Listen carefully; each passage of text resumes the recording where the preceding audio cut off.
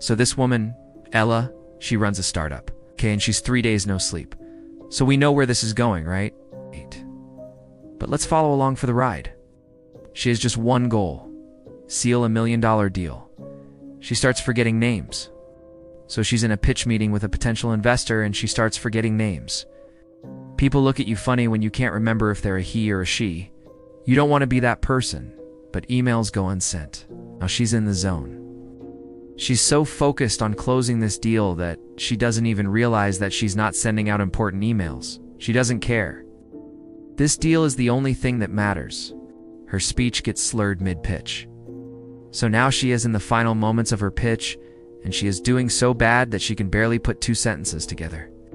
But the investor still doesn't understand that she's on the verge of a microsleep. So he asks her, "Can you send me some information about your burn rate?" And she thinks, "Okay, I'll send it later." But she doesn't send it later. The investor never sees it because she never woke up. On the 3rd day, she crashes her car. On the way to the final meeting of her investor, she falls asleep at the wheel and crashes. But she survives. She makes it to the meeting, but she loses the deal. Finally, she learns the truth. It took her 3 days without sleep, a near-death experience, to learn this lesson. But finally, she understands. Sleep isn't weakness. No deal is worth dying for. What's the point of working so hard if you can't even enjoy the money? Because here's what happens when you skip sleep. You forget things. You miss important details. You can't focus. You start to hallucinate. Your vision gets blurry. You become a danger to yourself and everyone around you.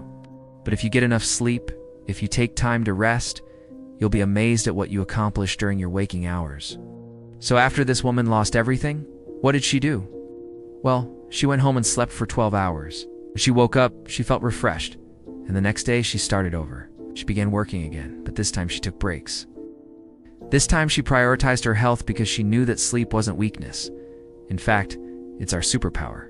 And here's why.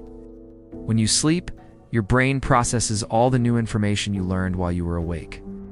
So if you're trying to learn a new language, if you're studying for an exam, if you're trying to master a new skill, you need to sleep on it. Sleep helps us process everything we learn into our long-term memory.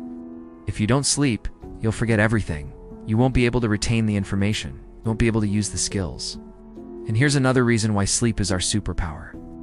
When we're awake, we have to pay attention to everything around us. We have to be aware of our surroundings. But when we sleep, our brains disengage from the outside world, can focus on our inner world, can explore our thoughts and feelings without distraction. This is when we can be truly creative. This is when we can come up with the best ideas. So many successful people talk about the importance of sleep. Tim Cook wakes up at 3:45 a.m., but he goes to bed early too. He sleeps 8.5 hours every night. Oprah Winfrey, she wakes up early, but she also goes to sleep early so that she can get her 8 hours. Even the legendary Steve Jobs, he was a big believer in the power of sleep. He famously said, "You can't be really healthy if you don't sleep." And what does it mean to be really healthy? Not just physically, but mentally and emotionally too. So here's the takeaway. Don't skip sleep to work more. Work when you're awake and sleep when it's time to sleep. These are 2 different superpowers. Use them wisely. Thank you for watching. Please like and share if you enjoyed it. And if you'd like to learn more about the science of sleep, we made a playlist of videos that you might enjoy. Thank you for watching.